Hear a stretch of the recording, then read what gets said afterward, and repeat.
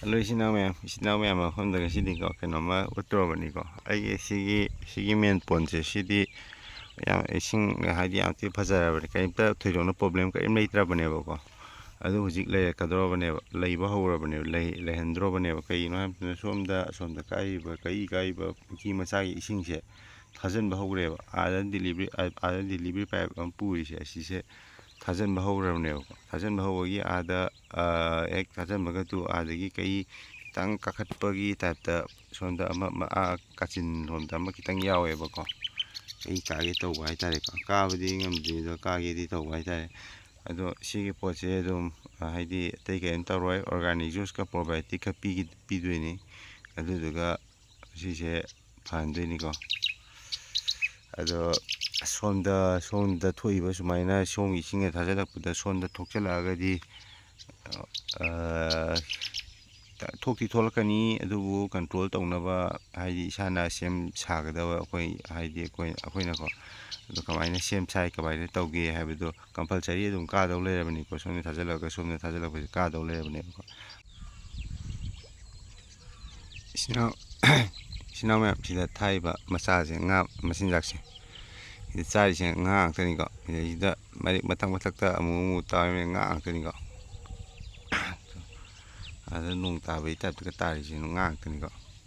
sida thai मसिनजाकसे सिनाव मैम स्पॉन्ज फी थाइ आइदी नुंगति थाकपा नते हप्ता अमदा अमुक्तंग मेन्यूरिंग ओइना थाकपने अदो सेंगो मोइ खुचासे यंको पुलप चोंखिनि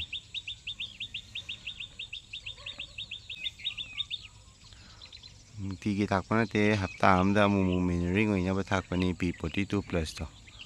P42 प्लस ती फ्लोटिंग के हिसाब से मथक तावेबा पाक लुपथदेबको अदुना चा मथक चारिस अदुगा सिदा बेगते मयालिसे अइना बूस्टर अमगा हप्ता अमदा अइना पीरिसेको असिगी बूस्टर सिदा तारिसे असिगी बूस्टर अमा पी हप्ता अमदा अमुमुको असुमाइना बेगते यालगाको बेग फीडिंग तौरगा मसिनजा खरा हापगा P42 हापगा मेन्यूरिंग तौबै टाइपता अदुम डिप तौरगा थम्मे अदुम मसिजे पुंग अमा अनि मतुंगा अमता यावमरके मोइना चाथोखरनी मेन्यूरिंग सु ओइरनी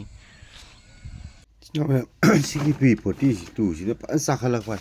minute 30 ai ngasi floating fit leite nasi P42 si थाबनेबा सिगुम्बा केजी अनि मुक थाग्रबनेबा को लोइ चाथोखरेबा उसे अम ताउद्रेबा फे मिनिट 30 यौद्रीबा लोइ चाथोखरे हाइ अमुक थारे येंगेबा मासे कमाइ माइ खुचाजी हो चोप लाके चाबनेबा सिसे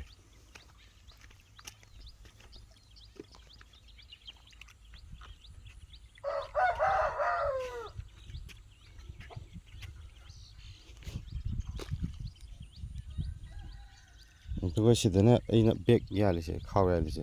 ꯁꯤꯗꯩꯁꯤꯗ ꯑꯁꯤꯒꯤ P42ꯁꯦ ꯈꯔ ꯑꯃꯒ ꯅ꯭ꯌꯨꯇ꯭ꯔꯤꯁꯟ ꯃꯥꯒꯤ ꯃꯦꯟꯌꯨꯔꯤꯡ ꯑꯣꯏꯅ ꯑꯁꯤꯒꯤ P42ꯁꯤꯒ ꯕꯨꯁꯇꯔ ꯑꯃ ꯂꯩꯌꯦꯕ ꯕꯨꯁꯇꯔꯗꯨꯒ ꯌꯥꯜꯂꯒ ꯍꯦꯡ ꯇꯧꯔ ꯊꯝꯕꯅꯦꯕ ꯃꯦꯟꯌꯨꯔꯤꯡ ꯑꯣꯏꯅ ꯑꯗꯣ ꯁꯤ ꯄꯥꯎꯗꯔꯁꯦ ꯑꯩꯅ ꯄꯤꯖꯔꯤꯁꯤ ꯑꯣꯡꯂꯤ ꯍꯞꯇꯥ ꯑꯃꯗ ꯑꯃꯨꯛ ꯈꯤꯇꯪ ꯈꯛꯅꯦꯕ ꯄꯤꯖꯔꯤꯁꯦ ꯃꯦꯟꯌꯨꯔꯤꯡꯁꯨ ꯑꯣꯏꯅꯕ ꯍꯥꯏꯗꯅꯀꯣ ꯑꯗ ꯌꯦꯡꯉꯣ ꯃꯥꯏ ꯈꯨꯠꯆꯥ ꯆꯥꯔꯛꯀꯅꯤ ꯑꯃ ꯊꯥꯕꯗ ꯁꯤ ꯂꯣꯏ ꯆꯥꯏꯊꯣꯔꯛꯀꯗꯣꯏꯅꯦꯕ lôi xài thủ cái này nhiều tùy xin nào cha gì ấp chân cái là xa cái này mà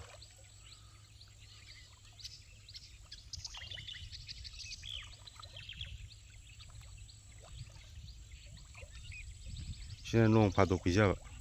hấp ta ăn đồng từng bây giờ menuring này xong đây nè bây giờ bên này trồng một sản lỗi chai này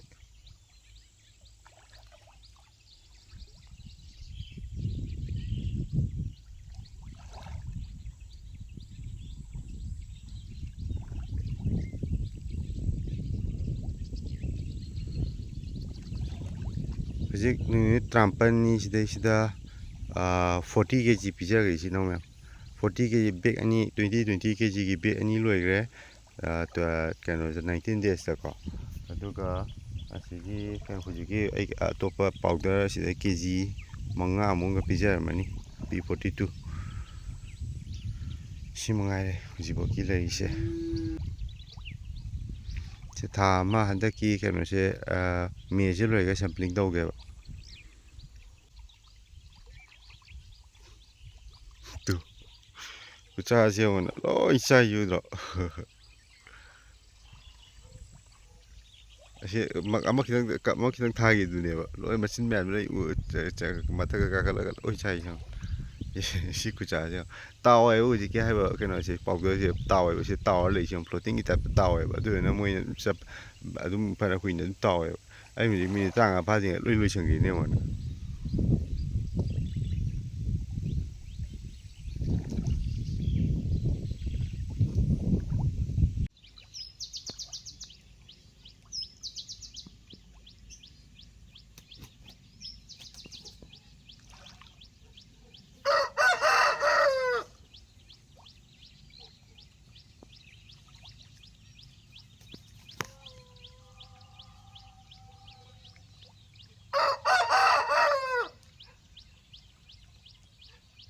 ꯏꯁꯅꯥꯎ ꯑꯥꯗ ꯀꯩ ꯈꯔ ꯀꯥꯕ ꯎꯔꯦꯕꯀꯣ ꯀꯩ ꯈꯔ ꯀꯥꯈꯠꯂꯛꯄ ꯎꯔꯦꯕ ꯑꯁꯣꯝ ꯅꯥꯀꯟꯗ ꯑꯩ ꯃꯤꯠꯅꯗꯤ ꯎꯔꯦ ꯑꯩꯈꯣꯏ ꯁꯤꯗꯩ ꯐꯣꯟꯗꯩꯗꯤ ꯈꯤꯇꯪ ꯎꯕ ꯃꯌꯦꯛ ꯁꯦꯡꯗ꯭ꯔꯦ ꯁꯤ ꯀꯥꯔꯤꯁꯤ ꯀꯩꯗꯧꯕꯗꯩ ꯀꯥꯔꯤꯅꯣ ꯍꯥꯏꯕ ꯃꯇꯝꯗ